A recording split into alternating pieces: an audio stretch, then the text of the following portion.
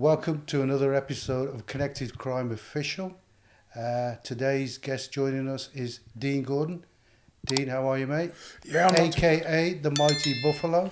I'm not too bad. Thank you. Thank you for having me. Thank you for joining us. Right, let's get straight into it, Dean. Share your experiences of your brushes with the law, when it all started for you. Where it all kind of started from a young age, or, your kind of association with crime, shall I say. Or shall I say, where it all went wrong, where you got involved in crime. I mean, where it all went wrong, that's a point of view. Yeah. But for me, it was from an early age. Yes. When you're a child, and when I say a child, I mean 6, 7, 8, 9, 10 years of age. Yeah. I didn't understand why I didn't have new trainers or new tops, breakdancing, BMXing, all that. Yes. And the kids around me all had it, or the kids are a little bit older. So I didn't realise that my mum and dad struggled. They were working hard, but it was hard enough to put food on the table. Yes.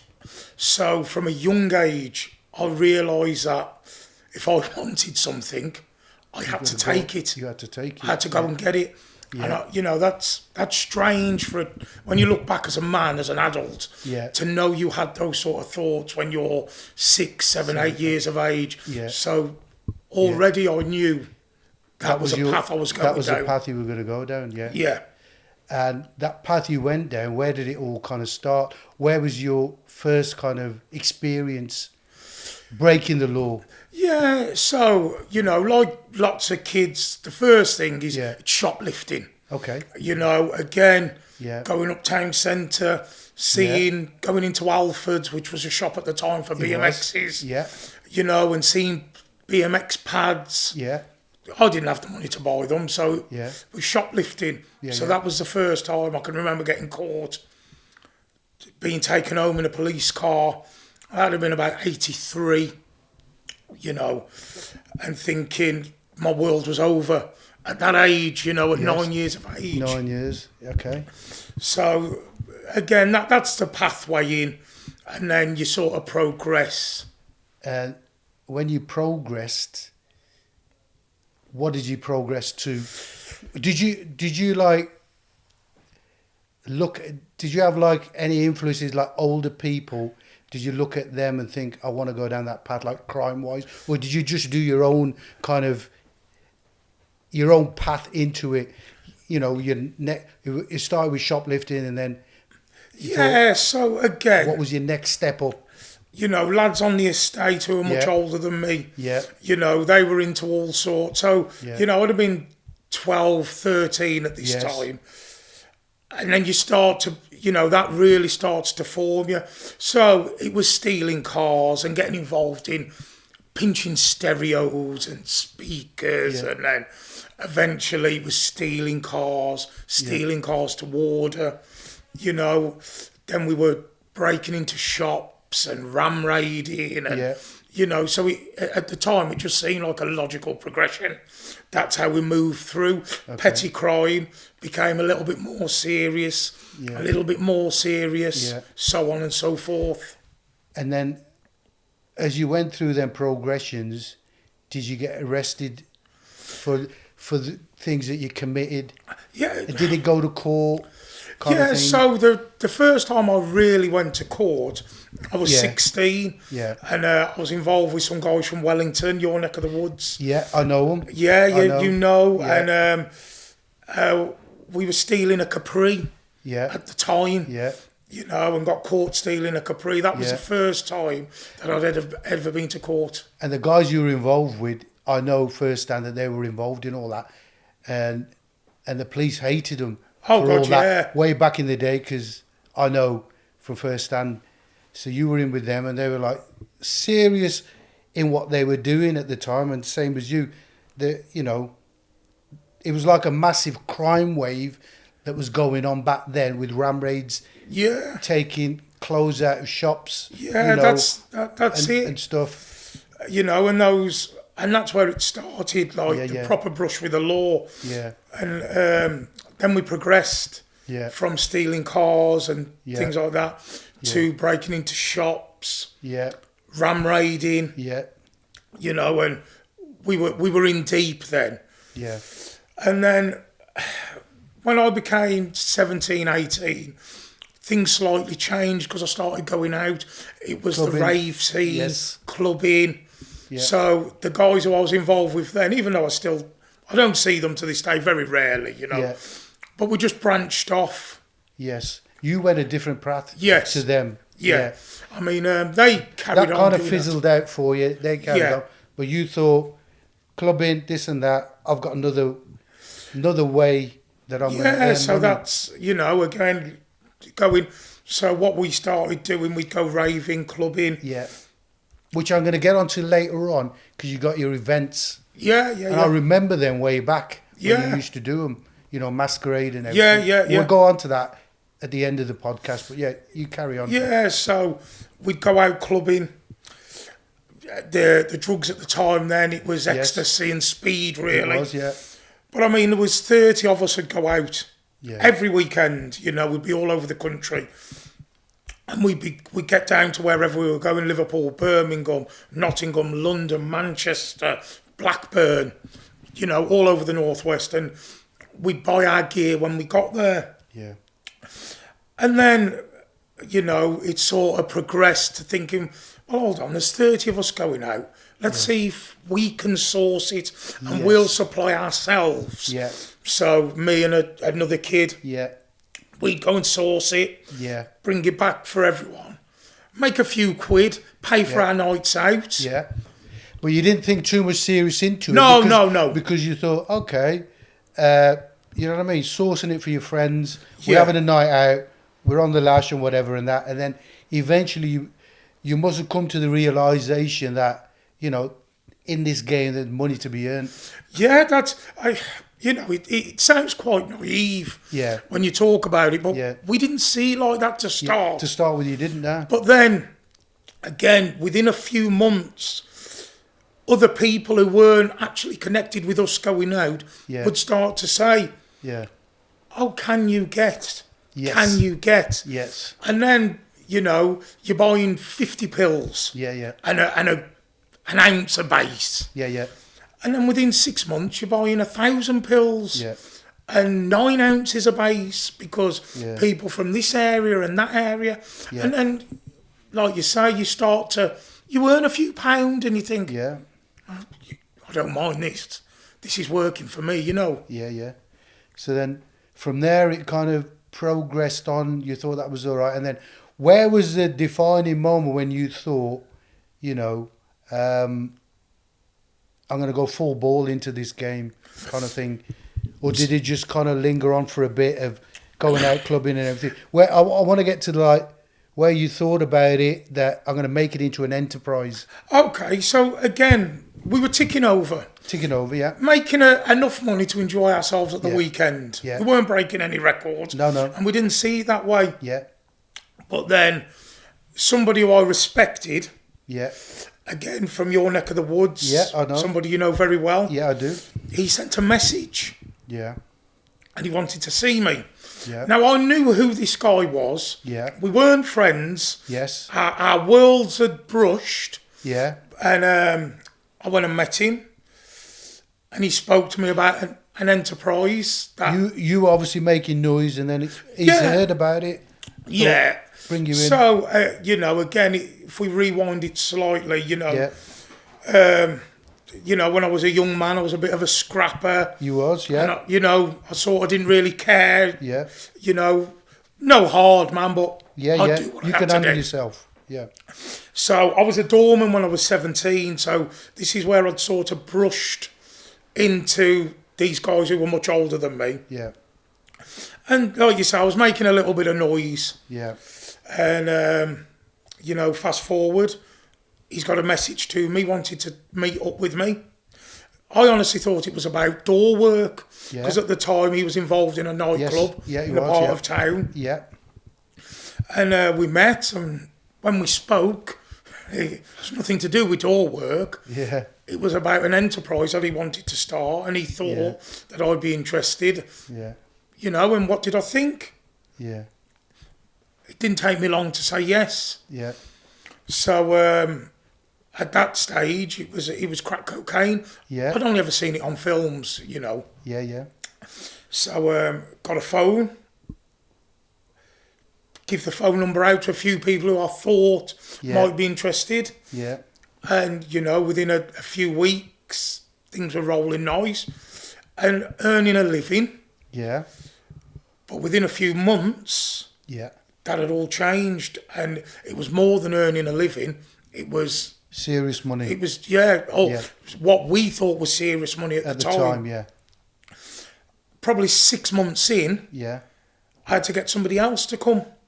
You know, so you're bringing in people. For you, you know, you're thinking about it like an organised person at that point, thinking, I need to bring people in here to do the work and involve them into it. How was that transition talking to them? Like, the main guy spoke to you about it, you said then you spoke to your guys around you about it. So they said let's do it. So again, like a crew of people. I mean, a lot of these guys I'd grown up with from school, a lot of them, and a couple of years younger or my age, and so we all hung around together. And again, it was a logical progression. I was with some of these guys, and their background was similar to yours. Growing up, didn't have a lot, as parents worked and everything. They wanted the best out of life as well, same as yourself. You know, I want this, I want them nice things and everything. So you kind of, entice them. It was to be fair, it was a mixing pot of people. Because where we were from, you know, the estate, Stirchley. Our school, which at the time was Stirchley Upper School, it changed to the Lord Silkin. But I wouldn't say affluent areas. So you have Stirchley, which is a typical council estate. You have Brookside, which is a council estate. You have Ranelagh, Hollinswood. We all went to this school, but there were parts of those estates, like Stirchley Park, Ranelagh Fields, which you would class as middle class. But we all went to the same school. So some of the guys who were involved, they weren't like me and some of us from the council. They were a notch higher. Middle class. Mum and dad worked, had decent jobs, lived in private houses, not council houses. And like I say, it was just a mixing pot of people. So, you know, I was on the phone 20 hours a day. You know, things were that busy. And I couldn't sustain it. I couldn't be in Stirchley, Brookside, Woodside, Sutton Hill, Hadley, Wellington, Shifnal, you know. So that's when I spoke to a couple of guys. They weren't working, they were tatting about. Do you fancy? Sold them an idea. Do you fancy it? Making money. And then they got in. And then again, within 6 months, a year, they were speaking to other people and saying, listen, we can't do this. We'll get another phone. So if you do this, we'll do that. You know, and they'd run it past me and they'd run it past the other fella. And we'd say, And again, within 12, 18 months, we were turning over till. Serious till. I mean, the guy who'd spoken to me about it, he was the vision. He had foresight. He saw where it could go. The potential. Before us, and there was always drugs. Don't get me wrong, of course. Hadley had a strong drug connection. Woodside had a strong. But they were your, I want to say, typical. Like we were in our younger days with the pills. They'd get a bit, as long as they could feed their own habit. They had no foresight, as into... They didn't have like an enterprise to make money. It was just like, get a little bit in, and I'll sell you a little bit so I can make that money back to feed my habit. Exactly. So the guy who'd spoken to me, he had the vision to say, listen... It could be a big thing. This can, you know, we can... You could be you know what I mean, getting out there serious amounts of drugs, you know, and making serious amounts of money. Yeah. Which in turn you were. That's it. So again, within a not even 12 months, these other... it'd be a disservice to call them firms, because they weren't. Yeah. But they were ragtag groups of people. Yeah. But they were much older than me. Yeah. You know, they were my mate's age and older. Yeah. You know, when I was a child, you'd hear certain names, certainly from Hadley, places like that. I know who you're talking about. You know, this person. You know what I mean? They were quite well known. Yeah, they were, in the areas. Yeah, you know. But by this time I was 21, 22, and I really didn't care, you know. So you didn't care when you got to a certain age, because you got to a certain level, I don't care if I step on any man's toes, because this is my thing. I'm turning over X amount of money here, and I'm looking at you as you're going to take my money from me. That ain't happening. Do you know what I mean? So you know what I mean? Like any would-be person would... you ain't going to let anybody come in and take that money from you. No, so again, what happened, we started making a lot of noise. Yeah. And these older fellas... Oppositions always find out. Yeah, these older fellas. Yeah. Because I knew some of these guys. We certainly weren't friends, because I was a child, 13, 14. Yeah. You know, 15, going to Cascades and places like that. So when I was 15, these guys are like 25, 26. They were men. So you know what it's like. You're in the nightclub as a 16-year-old, and you'd see these guys, and people would say, "Oh, that's such and such," and so you're sort of like, "Wow." But by the time I got to 21, these guys 30. Yeah, I didn't care. You know, they weren't giving me anything. We had to earn. Yeah. So a few of them, they tried to band together and muscle in, say a few things. But again, at this stage, we were 20 strong. Yeah, you know. Yeah. And not only that, that was 20 who were actively involved in the drug game. Yeah. But we had another 30 who were... Yeah, you had the numbers. Yeah, who were friends. You were, you were organising that way. Yeah, whereas these little pots of people who had a name, they didn't grow big. No. Do you know what I mean? But you had the numbers to go with, to take on any crew that was out there. So even the guys who weren't involved directly in what we were doing... They still had your back. They had our back. Yeah, 100%. So, you know, we could phone and we could have 40 40 lads. Yeah. And they weren't all hard lads, but they were game. They were game, and you could be the strongest lion. Yeah. But a pack of hyenas will take you down. 100%. Yeah. But fortunately for us, and unfortunately for others, we did have a few lions who were backed up by the hyenas, you know, so we just didn't care. And we ran roughshod over them. And then before you knew it, they were having to come to us to get, you know, and from a child to get into that position where we were, it's sort of surreal, because these were guys who were hard men. You know, they had reputations. And us kids, we, like I say, we didn't care. We ran roughshod over them. Yeah. Okay, cool. So, and then from there on, when you were involved in that enterprise, did you get pinched or anything, or did you go through a period where you didn't get touched by the law or anything? So for a long time, about 5 or 6 years. So you had like a nice period of time from your 20s where you were involved in that, you know. So from about 96 up until 2002, you know, the police had sniffed around. I'd had my door kicked off, and you know, there was incidents which was linked to the drug trade, which I'd been arrested for. They couldn't pinpoint you. No. Okay. A few of the guys around me had gone to jail. But again, we were of an age and of an era where if you got arrested, yeah, you said nothing and did nothing. What and went to jail and no comment. No, and, and do got, your thing and got on with it. You know, so you know, frustrating it as it was for the law. Yeah, you know, me. The guy who I've mentioned, who came to me. By that time, we had another good friend of ours had come in. Yeah. So we were sort of insulated.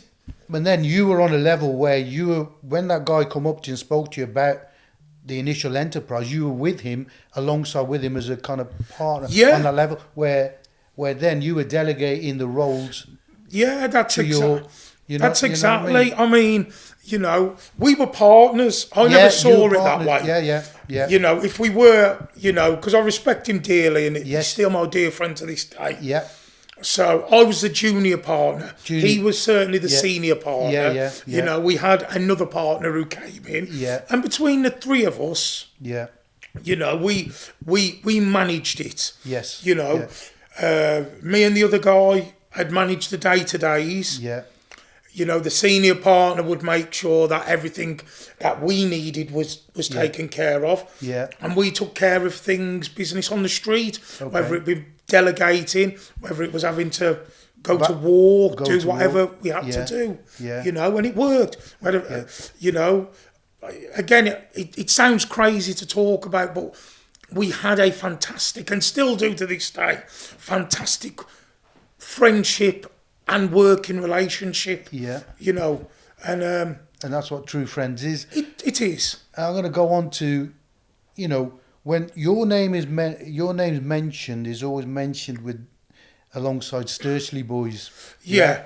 So that's like, you know, I've seen one of your posts that you say, you know, the word brother gets brandished a lot, but these guys are like true brothers to me. Yeah. You know, like the Stirchley boys. So did that friendship sort of form like from when you were a young kid?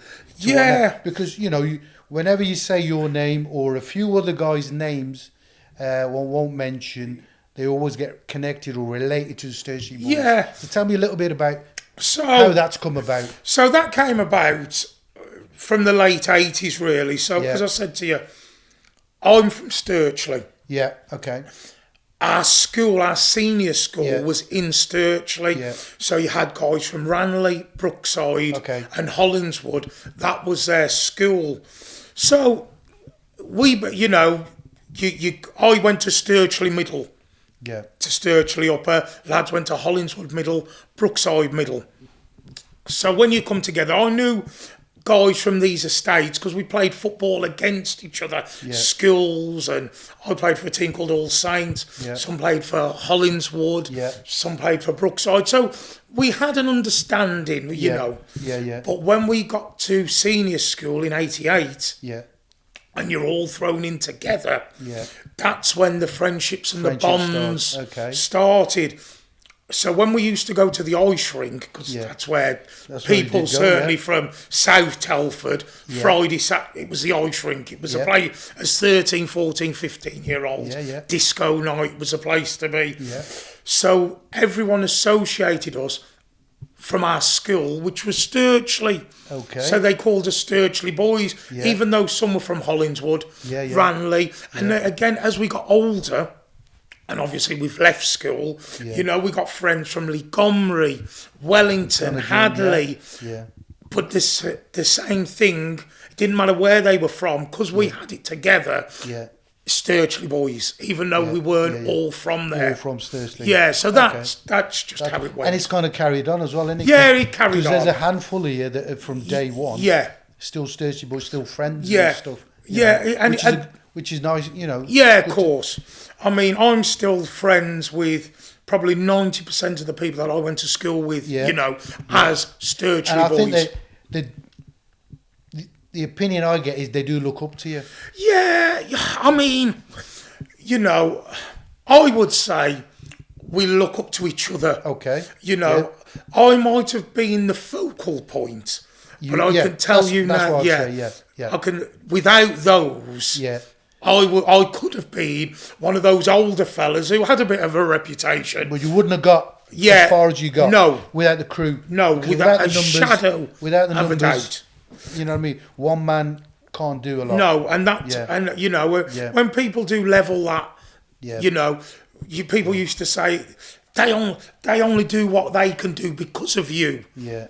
I'd say no. Because that's my perception of it. Yeah. That's my perception. I could do what I could do because of them. Yeah. Do you know what I mean? And without the network, without one person, and remember, some of these friendships go back, you know, to the mid-80s. Yeah. So they weren't Johnny-come-latelys. These weren't guys who were thinking, oh, they're doing all right. Well, let's get on with them. They were with you from day one. From day one. Yeah. You know, even though, like I say, 90% of them weren't involved in the drug trade. Yeah. But they were still because they were friends. Yeah, you know, those friendships. And they were on call whenever they needed. Yeah, they were. I'm gonna jump onto the next. I think the next part of your journey, which was your first jail sentence, your first big jail sentence. Yeah. Tell me a little bit about that. I think it was 2002 or 2004. 2004. 2004. You got convicted of ecstasy. Crack cocaine. Yeah. Tell me a bit about how that came about. I'm going to move on to the next part of your journey into crime, which is your first real conviction and sentence. I think it was 2004, crack cocaine and ecstasy. Tell me a little bit about that and how that came about. So,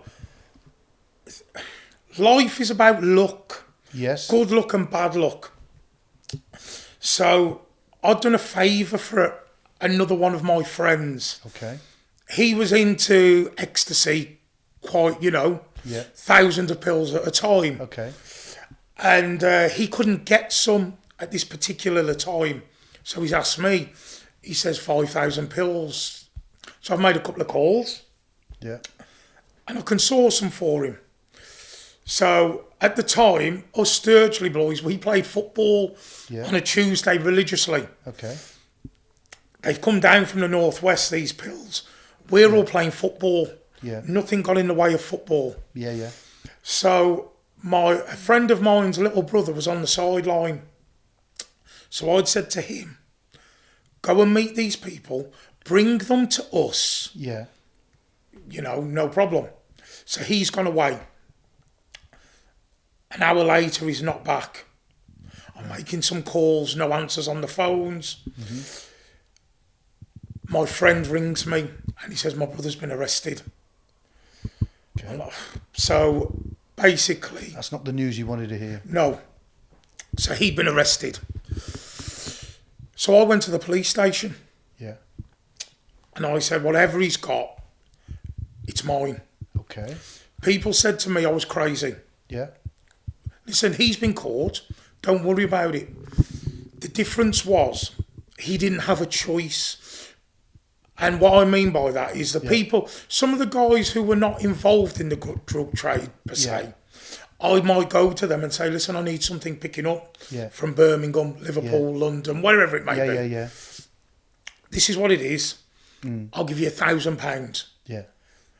Then you have an option. You either can say, yes, I'll do it, or no, I won't. Yeah. If you say yes, whatever happens then is on you. That's right, yeah. I didn't give him that option. You just said, go. Go, bring the people here. Yeah, okay. But he was being followed, we were being watched. Yeah. So the police followed him. Yeah. They seen him pick something up which he weren't supposed to do, but that weren't his fault. They just gave them to him and went. Yeah. So, like I say, he didn't have that option. He didn't have the option to say, no, I'm not going, because I never told him. Okay, yeah. And it was inside, I was burning. Did he know what he was picking up? No. He didn't, okay. So he's blind to it. Okay. He was blind. Okay. You know, and people around me were saying, don't, no, let him. And I just couldn't do it. You couldn't live with that? No, I couldn't. Okay. So I went and went to the Mallins Gate. Yeah. I says the guy's name. I says he's been caught. Yeah. The parcel's mine. Yeah. I got arrested then. Yeah. And that was that really. Yeah. He came to court with me. Okay. because they still charged him. Yeah. But on the first date of court, yeah, they let him. They dismissed the case against him. Okay. And in all honesty, Shaq, that's all I was bothered about.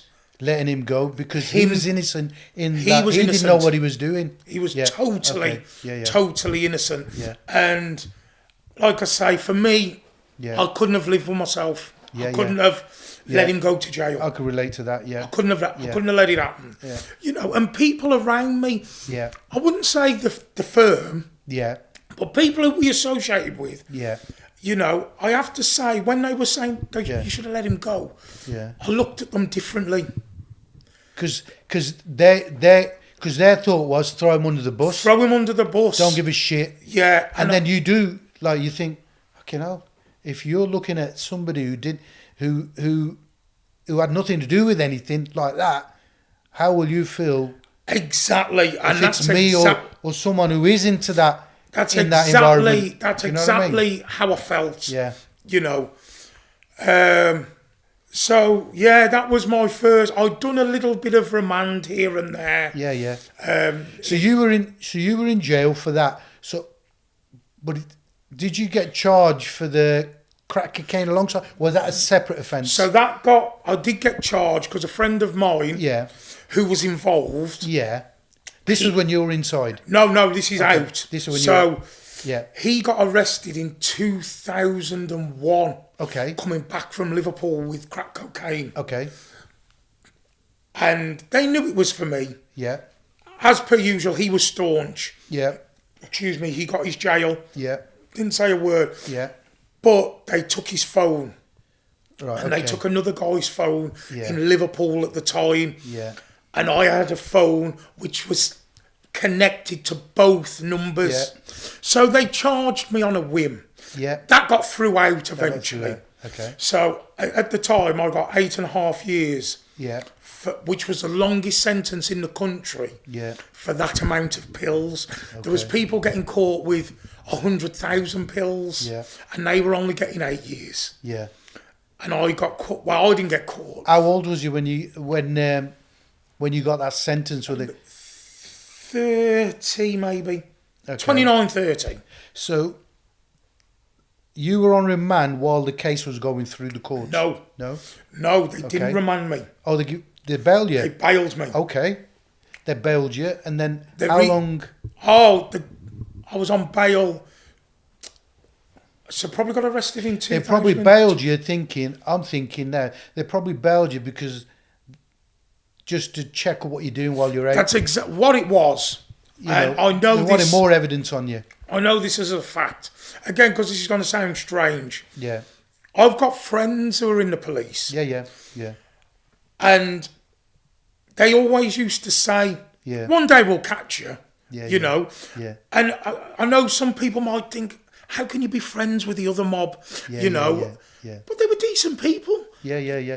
Listen, you got to look at it like this. They're doing their job and we're doing ours. That was it. And if they do a better job than we do ours, then that means you can't blame them. Exactly. Because they're on one side of the fence, you're on the other. Yeah. So even though, listen, we weren't going out for meals and this and that, but when we bumped into each other, we'd speak and not about X, Y, Z, but just about how's your mom? You knew who they were, brother, and they sister. knew who you were. Yeah. It was just like a common thing. And the reason why I got bail was because that's not what they wanted. They didn't want to want more on you. Yeah. They wanted more on you. So, which is always the obvious thing they do. Yeah, so that's why. Yeah. So I was on bail for nearly 3 years while this case was going on. And in that 3 years, they were probably gathering evidence against you. Yeah, they were. But you know what? Whether we were good at our job or they were bad at theirs, nothing came of it. Okay. You know, so that the day I went to court, I wasn't even top of that indictment with the ecstasy tablets. Yeah. But I got the longest sentence. Yeah.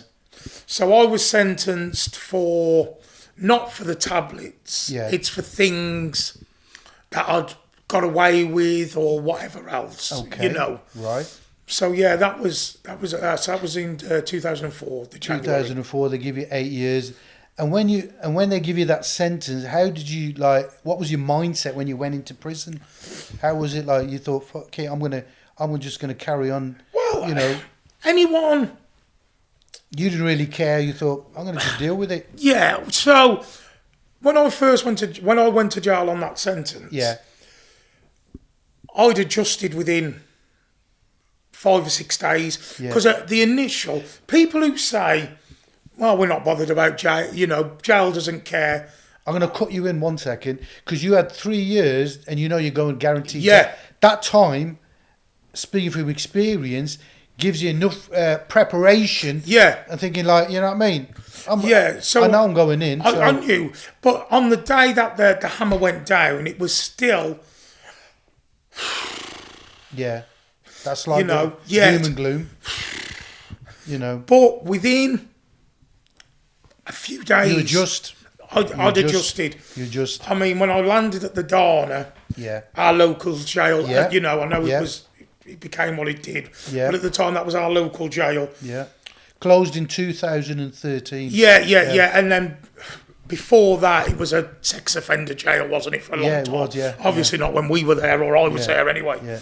So I'd already gone in prepared. And when I say prepared, I was fully loaded. Yeah. You know. Yeah. They only kept me at the jail for 3 days. Okay. Because they said I had the ways and means and know-how to escape and X, Y, Z. Yeah. So I was then sent to the block at Blakenhurst. Okay. Yeah. And I was in the block for a month. Yeah. While they decided what category they were going to give me. Yeah. And in that offence, it was just you, not your partners or anything. No, done for that. So initially, that was you going in doing your sentence. Yeah. On that one. Yes. Okay. Where did you spend most of your sentence out of that 8.5? What place called Loudham Grange. Loudham Grange. Okay. Which is the back end of Nottingham. It's a category B training prison. Okay. At the time when I went there, it's regarded as the best prison in the country. Okay. Private prison. Yeah. But Loudham Grange at the time could pick the prisoners that went there. Right. So they cherry-picked the best prisoners, if that makes any sense. Yeah. So, there was big-time drug dealers, people that I would regard as gangsters, multi-million-pound fraudsters. Yeah. And for 2 or 3 years, it was a unbelievable prison. Unbelievable. Yeah. And then what happened was the other Cat B prisons, Royal, Garth, Dovegate, they complained to the Ministry of Justice and basically said Loudham Grange is cherry-picking the best prisoners. At that time, So that's why their prison always passes all the tests, because they don't have to deal with the rest of the shit like we do. Yeah. So then their admissions policy had to change. Yeah. So then it became like every other Cat B prison. Yeah. It was getting full of numpties and wannabe gangsters and. Yeah. So you did most of your time there. Yes. I'm going to go on to the next part of your the sentence you got on the next one, which was you met a guy in Loudham Grange. Yes. So this was this was the next sentence you were going to get for this. Talk me a little bit through that. I know we can't talk about the guy that you was involved in. How did that come about? How did you meet this guy inside who was doing a long sentence for drugs? Yeah. So... Talk me a little bit through... Even though I was in jail... Yeah. The mindset never changes. Yeah, my life on the outside hadn't changed. Yeah. I was still working, even though I was in prison. Yeah. The senior partner... Yeah. Nothing really changed. And the senior partner was all, he never got picked up on anything at that point? No. Okay. So, again, Loudham Grange had a lot of high-end criminals. And it sounds bad to say it, but, we were probably a bit snobbish. You know, and anyway, I got involved with this guy, and he was asking got talking me, to him. Yeah. What you doing? Yeah, we're still working.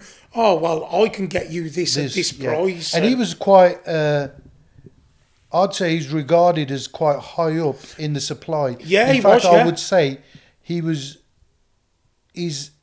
known for importing drugs. Yeah. He was an importer. That would be a fair kind of comment. Yeah. He was an importer. Yeah. So, we had a chat and okay. I spoke to the senior partner and said, look. You spoke to him through, you had a phone inside. Yeah. So you had a phone inside and that's how you made contact with your people on the outside. Yeah, so I spoke to the senior partner and said, look, we're being offered this at this. And he was like, okay. So he actually flew out to Turkey. Yeah. Met some people. Yeah. He met your partner met the guy's contact on the outside. Yeah. Met up in Turkey. Yeah. Trying to do a deal. Yeah. And the truth of the matter is, it wasn't as good a deal as it was sold to us. Price-wise, it fell through. Yeah, it fell through. Yeah. Okay. But my senior partner, he was also a partner in other businesses with another firm, as you all know. Yeah, as I know, yeah. So they were going to Holland a lot. Yeah. And unbeknown to them, they were all under surveillance on that. Okay, yeah. So basically what had happened is the guy in Turkey, or the guy who I was dealing with in Britain, he had a runner in London who was doing all his running. Yeah. And he got caught with a tiny amount of drugs. Yeah. And he flipped. No way. Okay. And that's how it all unravelled. Again, we didn't know. Yeah. Okay. So he'd been caught down in London. Yeah. I think it was like with 7 grams of coke. It was nothing. Nothing, yeah. But he flipped on his guy. On his guy. Yeah. He gave them the telephone numbers that he was using. Yes. I was using. Yes. Yeah. My partner was using. Yeah. With guys in Holland, Spain and Turkey. So they just joined the dots up. That's all they did. And what happened was, this was 2 years prior to me getting arrested and my partner for the second time when I was in. Right. So what they did, Interpol and the authorities in Turkey and Spain and Holland, they built a case on those guys out there. Yeah, conspiracy, They all got arrested and all got convicted. Yeah. We knew, but it was nothing. It was really not much to do with us. Yeah. We were on the periphery of what was going on. Yeah. Once they got convicted, 2 weeks later, we all got arrested. Yeah. And I was shocked. So they get arrested, and then you still don't know whether it's to do with the deal that you were making with the Turkish guy inside. If you're going to get arrested, but all you knew was your partner's been arrested in something separate, which is nothing to do with you, kind of thing. But then obviously, it comes home to you that you get arrested. Yeah. So you get arrested and picked up, and then they tell you why you've been arrested. Yeah. And it's for the importation of importation of cocaine with the guy that was inside. Yeah. And I'm assuming that he got arrested. He got arrested as well. Yeah. And he was doing what? What was his sentence? What he was doing? I think he was doing 13 or 14 years for anyway. Drugs. Yeah. For drugs okay. anyway. So take me through that then when you got arrested. Yeah. So it was a shock. Yeah. Because once they told us what it was about, that deal never happened. Yeah, and you're thinking, how can that? It's just hearsay, it's just talk. It didn't happen. Yeah. Now, other deals had happened. And the conspiracy with the others. And other deals that we'd done had happened. Yeah. But the deal that we got arrested for never happened. Never happened. And it's like, well, there's no evidence because it didn't happen. Yeah. Do you know what I mean? There might have been a little bit of talk. Yeah. But that was it. Yeah. But what they did, you know, they cheated to catch us. Yeah.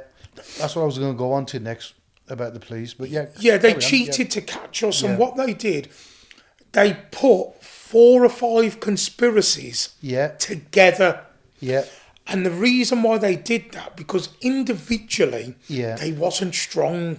And they're thinking each organised. Case wasn't strong on its own merits. Yeah. But when you put 5 or 6 cases together... And link them all up together, it doesn't matter whether you're doing something separate, he's doing something separate. Exactly. It's like a big, massive enterprise of you people. And then they kind of blow it up thinking these guys are serious guys. Yeah, and what they did is they just used inference. Yeah. So even though there wasn't any real tangible hard evidence. They would say, well, Mr. Gordon has a phone and it's got X's number on it, which we know, but it's also got Mr. D's number and Mr. F's number. Yeah. Why would he have their numbers? Yeah. And we can see they've spoken. Yeah. If he wasn't involved and that, so it was a massive mess. Yeah. Did they ever involve you in the other conspiracies because it was all bunched together, or you were just doing your time for your thing? What happened with you? So, and then the guy in Loudon Grange that you got convicted with. Yeah. So what they did, is they bled them all together. Okay. Yeah. So even though I wasn't charged. With others, my name had come up in their case, and their names would come up in mine. So what it did is it muddied the water. Yes. So, you know, when they're talking about, at one stage they were saying 1,000 kilos of heroin, 1,000 kilos of cocaine. Yeah.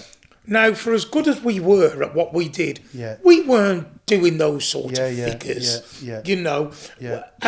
You know, we might do 50, you know, once a month or things like that. Yeah. But when you add them all together, it looks so much worse. I know that's because 50 kilos is 50 kilos. It's still, of course, it's not to be sniffed at. Mind the pun. But it weren't 1,000. And that's all they kept saying. A ton. 1,000, what we would define as a ton. A ton of heroin. Ton of drugs or whatever it was. Of cocaine. You know, I know guys that messed around with those figures.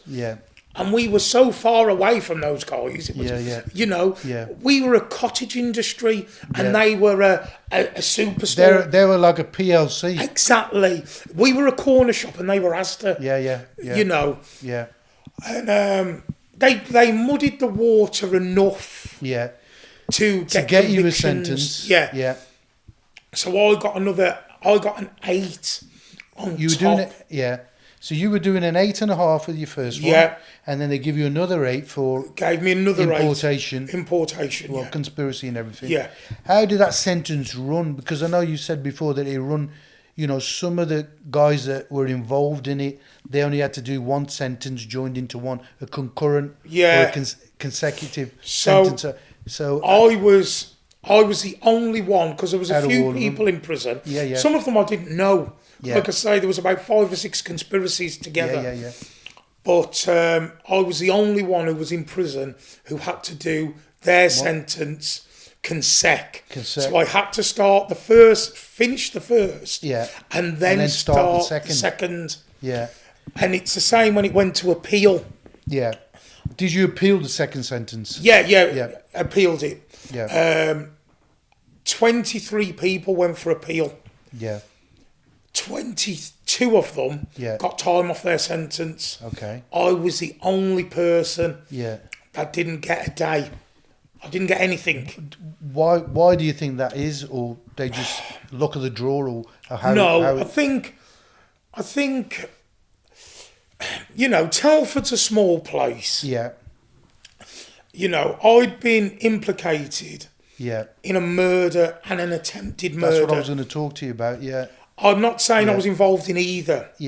But that's the sort of thing that they wanted to... They don't like. Violence. They didn't...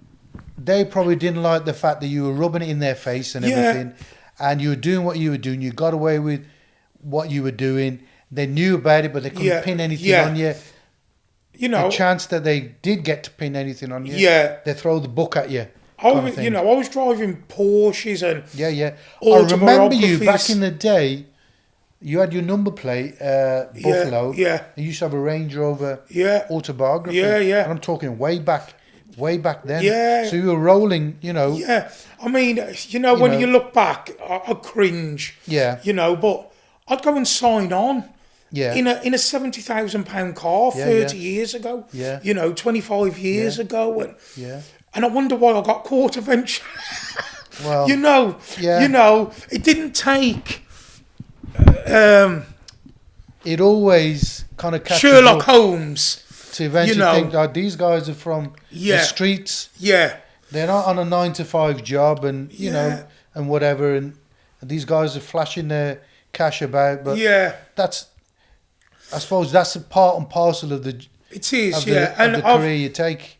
And before my sentences, I'd been arrested for acts of violence. Yeah. And one way or another, I always got away with it, whether it be people withdrawing their statements or whatever it may be. And the law, the authority, they don't like that. No, they don't. They don't, No. I mean, it's the violence element of it. Yeah. Once that really, and I'm not saying, we weren't ultra violent. We did what we had to do. Yes. When we had to do it, we were quite conscious of that. I mean, like the senior partner, he would say, there's no need, if you don't have to do something, don't do it. If we can talk about something, which we did. We had many parlays with different people, to say, look, come on, can we settle this? Or can we settle this with a straightener, which I've done on many occasions. Yeah. It's always, because, very business-minded he was. Yes. What's best for the business. Yes. And I'll tell you what's not best for it is violence. Yeah. Once you start down that path and people are getting this, that and the other, the authorities can't have it. Once it's on the front page of the papers. The flip side of that is, when you're in that game, violence is part of that game. It is. But to avoid it, it'd be a good thing. Yeah. And I'd say, you wouldn't want to be a walkover, a pushover, if you didn't implement violence as well. Well, we always knew we had that in the back pocket. Yes, yeah. As that's a nuclear option. Yeah. If you have to go, you've got to go. Yeah. It is what it is. Yeah. But if we can work something out amicably. Yeah. And, compromise, because life is a lot of compromises. That's right. Even in that game. Yes. If you can, it's always best. Yeah. So going back to the law, they never liked, that, like I say, I was implicated in the worst crimes. Yeah. And when you walk away from that, Yeah. That leaves a bitter taste in their mouth. How did you cope with that second sentence when you got it? How far were you in your first sentence when you got the second one? Maybe 2 or 3 years. Yeah. When I got the second sentence... When they hit you with another 8 on top, what was your kind of thought process at that time? Did you have you didn't have a trial, or did you have a trial, or no? You just accepted the guilty plea and that's it? Okay. Because it's like anything else, which from the criminal justice system is wrong. Yeah. When they talk about the conspiracy, as it can be a life sentence. Yeah. So you can get anything from 2 years to 25 years. Yeah. So when they were saying, look, if you run a trial on this, the evidence isn't great. Yeah. They said it to the senior partner and they said it to me. Yeah. It's not damning. Yeah. But there's so much circumstantial evidence which they can use now as and influence. Yeah. They says it doesn't look good. Yeah. If you run a trial on this and they find you guilty, then you're doing extra. They're going to start off at 16, 17 That's right, years. Whereas if you skip the trial and you say you're guilty, and you get a discount of some sort. Yeah, so they said to me, they said, look, it'll be less than 10. Yeah. And I weighed up the odds. Yeah. And I went, you know what? I'll take it. So they gave me 8 and a bit. They gave me in the end. Yeah. But if it weren't for that sentence, I'd have never stopped. Okay. So the second sentence you got, the 8.5. Yeah. How did you feel when you got that sentence?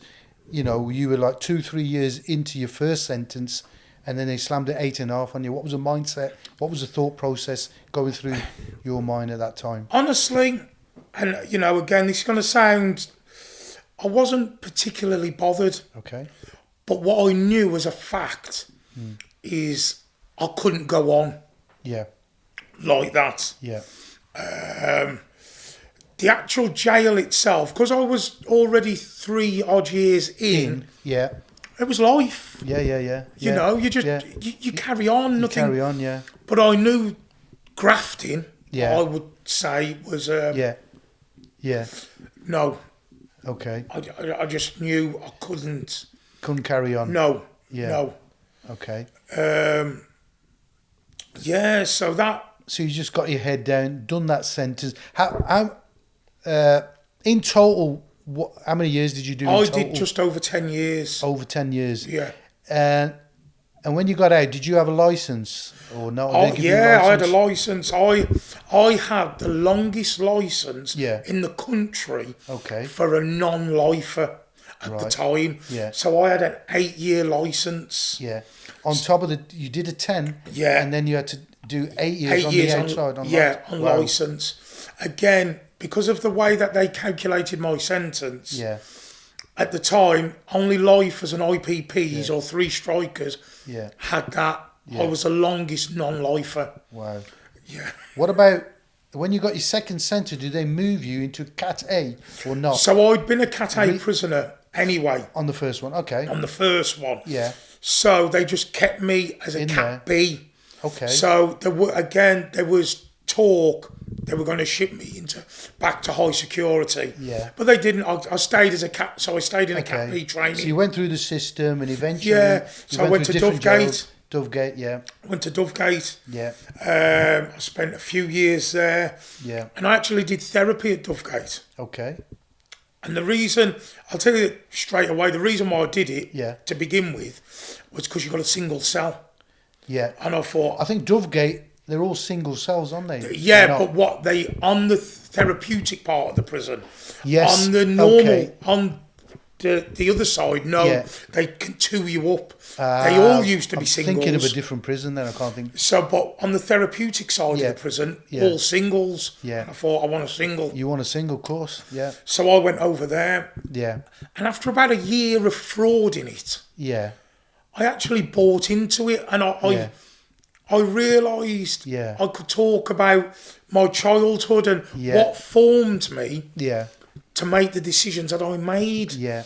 And you know what? At what point did you think, that I need to turn a different corner when I get out? So the therapy part helped. Yeah.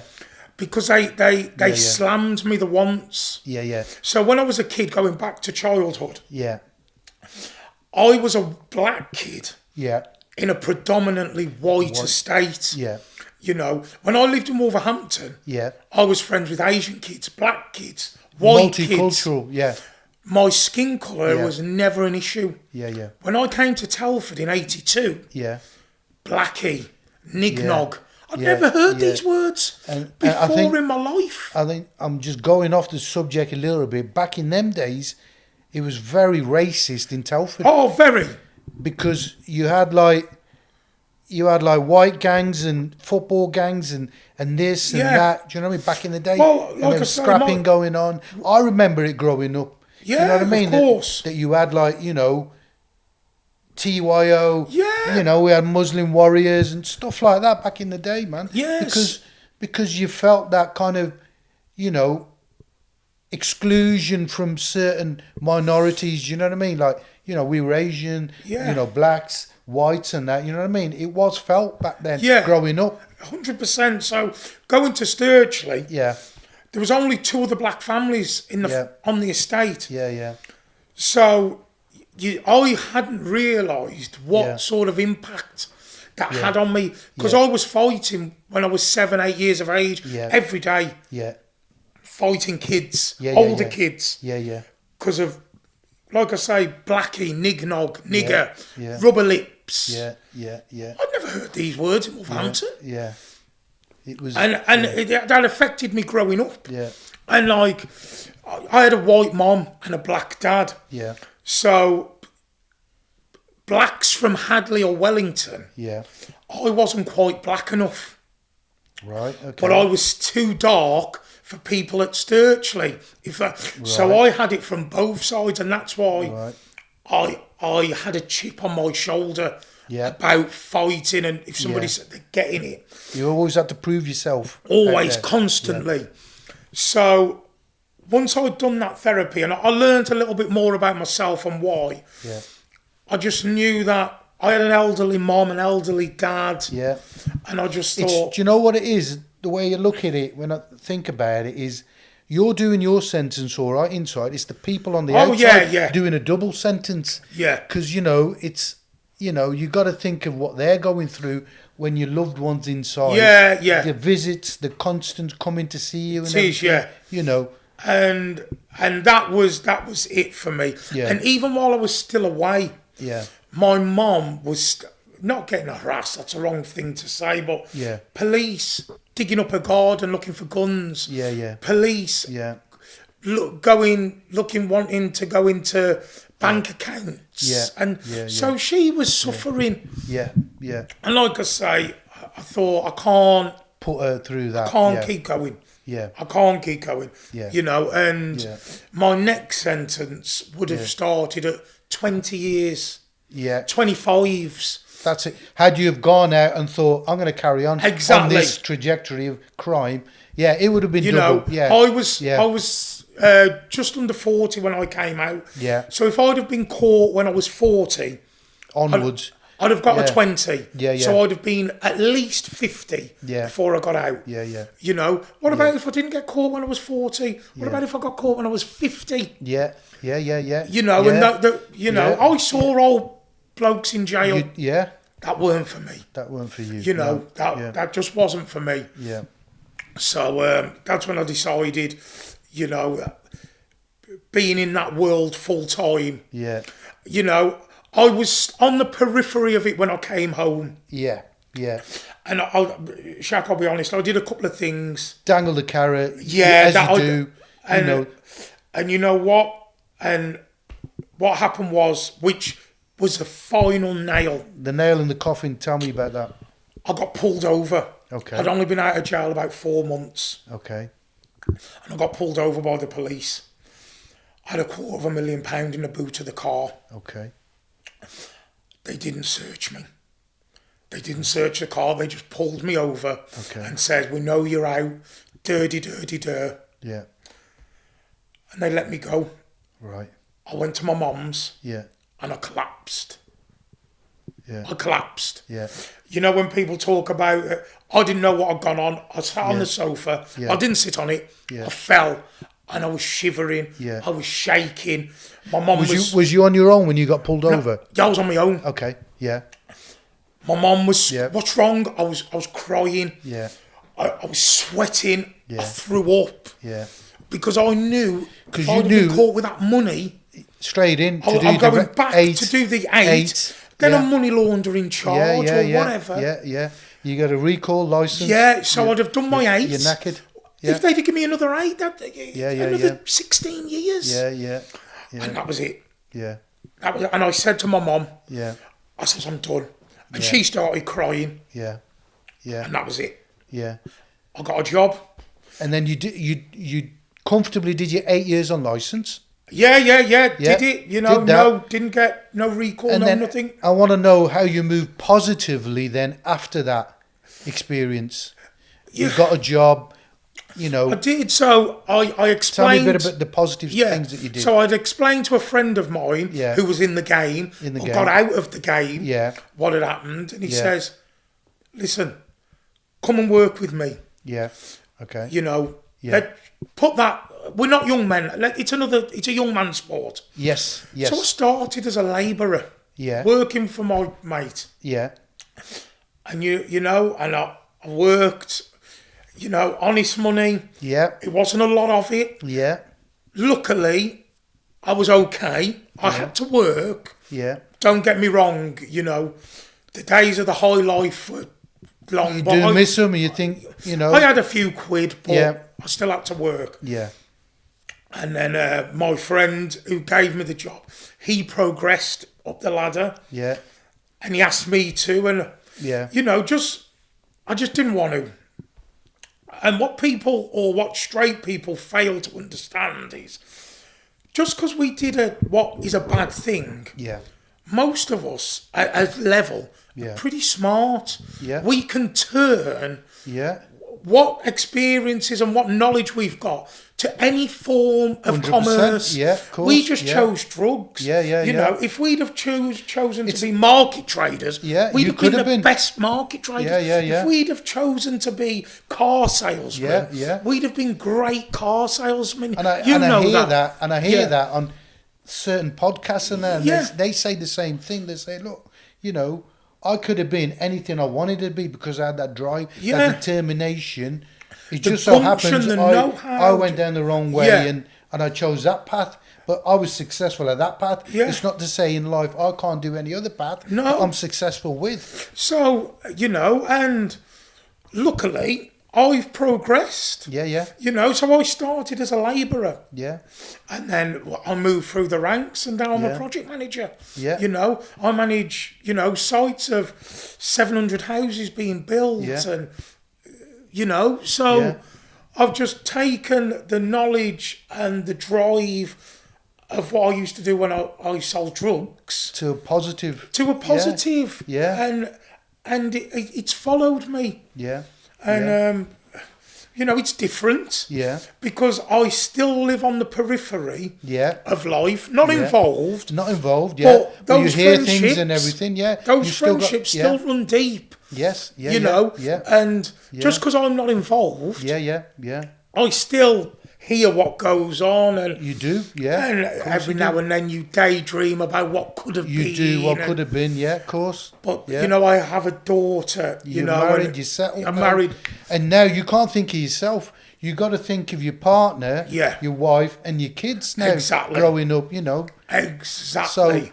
So it's And I'd never, Shaq. I would never condemn anyone to trying to earn a few quid. No. I wouldn't. Yes, that's right, some people, I talk to them still and I'll go, what do you reckon? You've had a good run. I think it's probably time there's youngsters now who are hungry. That's right, and the life and the game has changed from when we were involved. That's it's right, very different. It's very different. Things which were not acceptable when we were what we were doing is acceptable now. People will throw each other under the bus. At the drop of a hat. It's not the same no more. Not you know what I mean? close. It's a backstabbing business. It really and I is. think the business now is for like the younger crowd more than anything, but there's no, like back in our days there was loyalty, there was respect, and then you looked after each other, you got each other's backs, and if you did go to jail you just go and do it. Now that they throw you under the bus as soon as they see you. But now friendships are built on money. Like back then, friendships were built on pure love. 100%. And if you did do something in that nature, you knew you had somebody's back. 100%. Now it's all money orientated. The friendships. It is. Oh, if you can earn me a few quid, I'm your best mate. 100%. Do you know what I mean?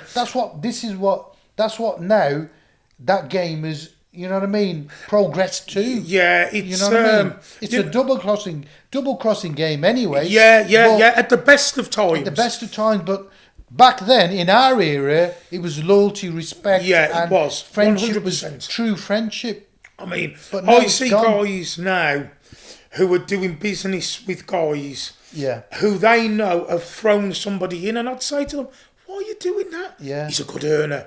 And they just look at the money. I scratch my head and think, wow, wow, you should cut that guy off completely because he threw that guy under to save himself. Yeah, it's different with me though. Is it? If the push comes to the shove, you'll be the same. And you'll get weighed in. You know? So then, you know, any notion of dream of thinking, I can just one more shot. I can do this. I can do. Yeah. Bang, gone. Yeah, 100%. Gone. Do you know what I mean? Yeah. You know, because you hit the nail on the head.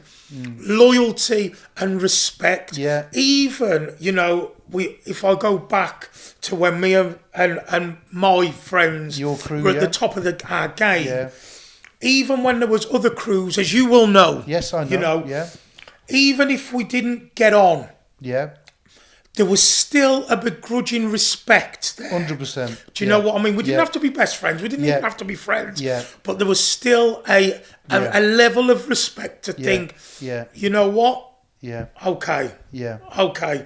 We're not going to each other's houses. Yeah. We're not going to that man's house. Or, if it's done on the streets. Yeah, you know. And that's and it. if I see this person with his girlfriend or his family, even though I might want to go and smack him in his face, I'm not going to. You're not going to. Yeah, there was that level of respect. You know, and I'd see people and we'd nod. Yeah. Because he knows. Yeah. And I know, and it happened to me as well. Yeah. If I was with my partner, and I'd see a couple of kids, and we'd just look at each other, and we didn't have to say. Yeah. We just knew they weren't coming for me, and I weren't coming for them. That's right. Yeah. You know, but now it's just it's a different game. It's gone. Yeah. They're going to mothers' houses and fathers' houses. And I think, wow. Yeah. Wow. Well, I'm glad you kind of left that, you know, side of it and you moved on positively. One thing I wanted to ask you was, for someone who wants to take that career up in crime and that, and they're going into jail and that, what would your advice be for somebody who's thinking about embarking on that, you know, a younger now, thinking about going down that career path of what you went through and that? What would you say to them? You know, how would you sum that career up to them to say, look, you know, what you went through in your experiences? So for me, the first thing I would say now is we have to be lucky every single day. Yeah. When you're in that life. Yeah. Every day. Yeah. The other mob, the police, they only have to be lucky once. That's right. You know, I'd like I say, as I said earlier, I could never condemn anybody for trying to earn a few quid. Yeah. Right? But you've got to look around you and think... Who it affects. Yeah. Not so much us. Yeah. Because 9 times out of 10, the guys who are in jail, we moan, but we get on with it. We get on with it, yeah. But your loved ones, your mums, your dads, your children, your partners... Time lost. Time you're never getting back. You're never getting it back. Yeah. Ever. Yeah. Never getting it back. Yeah. So I would think long and hard about it. People say it's easy money. Yeah. It isn't. Yeah. Because there's always a cost. There's always a price to pay. And the price, I think, is, I'd say, them shortcuts lead to long cuts. They do. And that's my saying on this. You know, to sum it up, I think, you know, you want to go down and trying to earn a few quid by cutting corners, but them corners you cut always going to be costly in the end of it. 100%. In the end. You know, my teachers used to say, Dean, you could have been anything. Yeah. But you chose that path. Yeah. You know, and in hindsight, you know, I'd never change the past because it makes me the person I am today. It makes you the person you are, 100%. You know, but I wished I'd have thought a little bit longer about the path that I did choose. Okay. You know. Yeah. And on that note, I think we'll just give it a wrap. It's been really a good pleasure talking to you about it, and you know, getting your take on everything and that, and yeah, it's been enjoyable. I was sceptical. I'm not going to lie. Yeah, you were sceptical about it, and I did message you to say, like, you know, if you don't want to do it, I understand why you wouldn't want to do it, because it is putting yourself out there, putting your story out there, and you know, it's a past that you probably want to forget instead of putting it on, on camera and talking about it, which I did understand. And I said to you through a few DMs, if you don't, then that's fine, and that's it. And I'm happy that you did that. Hopefully this can deter somebody who wants to go down that path. And you know what I mean? They might look at it and think, it's not a good career path to choose, No, not in the long term. Not in the long term. Certainly not. Move positive and, get yourself a job and stuff like that. I think on the long term is better for a person. Like you said, you lose that time, you're never going to get back.